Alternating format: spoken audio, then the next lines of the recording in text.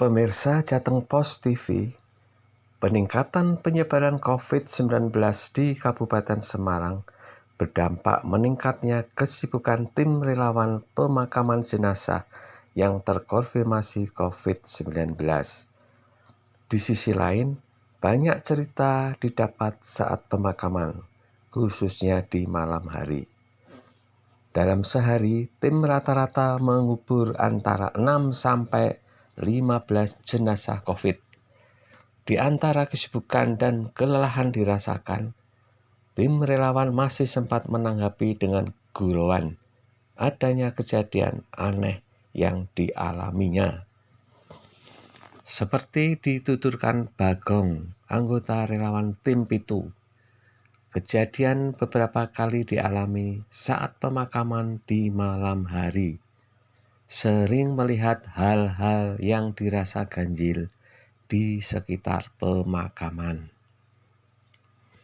Ketika menunggu jenazah datang, tim relawan yang sudah berpakaian hazmat kadang melihat asap berwujud seperti sesosok orang terbang di atas makam lalu menghilang.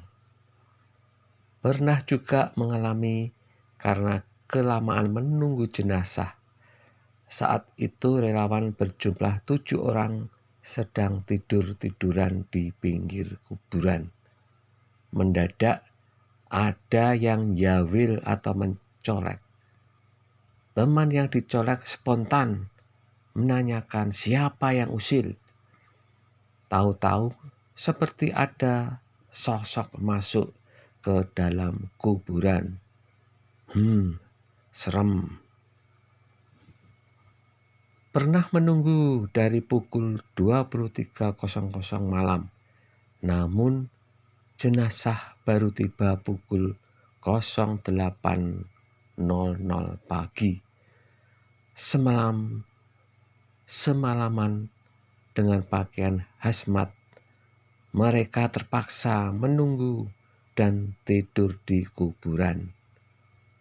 Ulang alinea ini.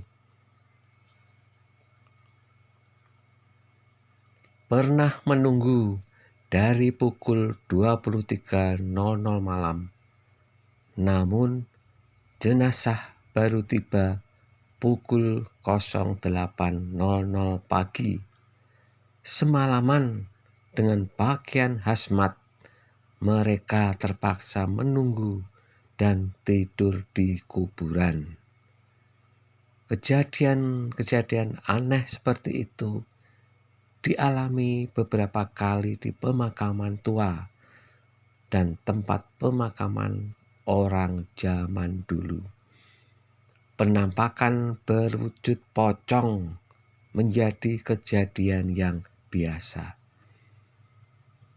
Tim Pitu atau dimaknai sebagai pitulungan atau pertulungan berjumlah 7 orang merupakan gabungan relawan dari beberapa komunitas dan instansi. Bertujuh mereka bahu-membahu melakukan pemakaman jenazah yang sudah ditutup peti, kayu, dan prokes. Abdul Muiz, wartawan Jateng Pos TV Ungaran, melaporkan.